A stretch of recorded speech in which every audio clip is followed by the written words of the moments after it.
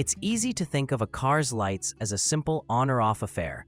When it gets dark, you flip a switch and light appears.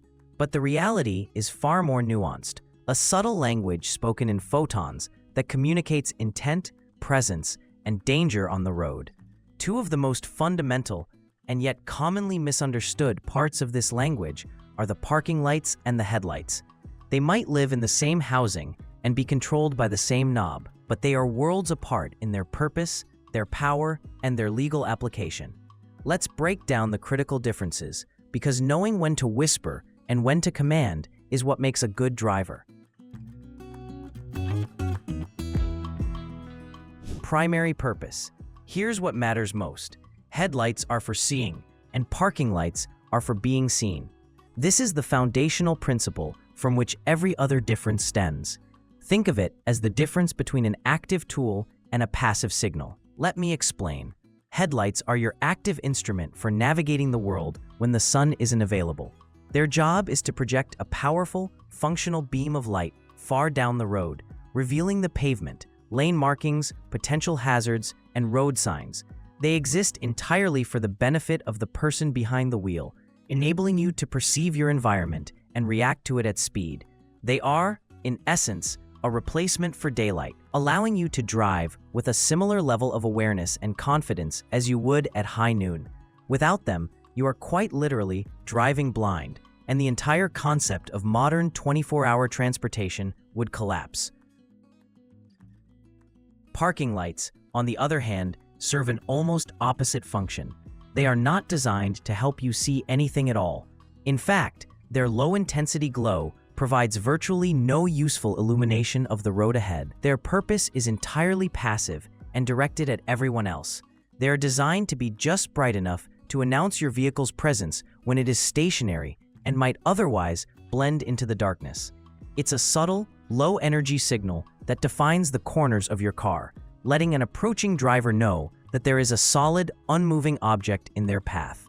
They are the automotive equivalent of a safety cone with a small lantern on top, a quiet warning that requires no action from you, only from others. Brightness and beam. The difference in purpose directly dictates the vast difference in brightness and beam characteristics. It's a tale of brute force versus gentle diffusion. Your headlights are engineering marvels of intensity and focus. They generate thousands of lumens, concentrated by meticulously designed reflectors and lenses into a controlled beam. This isn't just a flood of light, it's a shaped projection. The low beam setting is specifically engineered to cast a wide pattern that illuminates the road surface and the shoulder for a considerable distance, but with a sharp horizontal cutoff on top. This cutoff is critical. It prevents the intense light from shining directly into the eyes of oncoming drivers, which would be dangerously blinding. High beams discard this courtesy, projecting the beam higher and further for maximum visibility on empty roads. The key takeaway is precision. Every photon is aimed with a purpose, to give the driver a clear, detailed picture of the road ahead. Parking lights are the antithesis of this. Their brightness is a mere fraction of a headlight's output, often less than 10%. They are intentionally dim. Their design doesn't involve complex reflectors or lenses to focus a beam. Instead, the light is meant to be diffuse, to create a soft point of light that is visible from a wide range of angles. Think of it as a glow rather than a beam. This is crucial because their job is to be seen by drivers approaching from various directions, not to illuminate a single path forward. Using a headlight for this purpose would be overkill. It would be blinding to pedestrians and other drivers, creating a hazard rather than preventing one. The bottom line is, headlights are a focused spotlight. Parking lights are a simple marker. Energy consumption. The chasm in brightness and purpose naturally leads to a huge difference in power draw from the car's electrical system. This is a practical consideration that directly influences how each system is used. Headlights are the power-hungry sprinters of your car's lighting system. Whether they use older halogen bulbs or modern LED arrays, illuminating the road takes a serious amount of electrical energy. When your engine is running, the alternator easily supplies this power, but if you were to leave your headlights on with the engine off, they would drain your battery with astonishing speed. For most cars, a healthy battery can be depleted to the point of being unable to start the engine in just an hour or two. This high consumption is the necessary cost of producing thousands of lumens, and it's why they are only ever meant to be used when the vehicle's charging system is active. Parking lights, true to their function, are the long-distance marathon runners. They are engineered for endurance. Using tiny incandescent bulbs, or more commonly today, a few low-power LEDs, their energy consumption is minimal. The design brief is simple. Provide a visible signal for an extended period without jeopardizing the battery's ability to start the engine later. You can comfortably leave your parking lights on for many hours, even overnight in some cases, and still expect your car to start in the morning. This low-power, high-endurance characteristic is precisely what makes them the right tool for marking a vehicle left on the shoulder of a dark road for a prolonged period.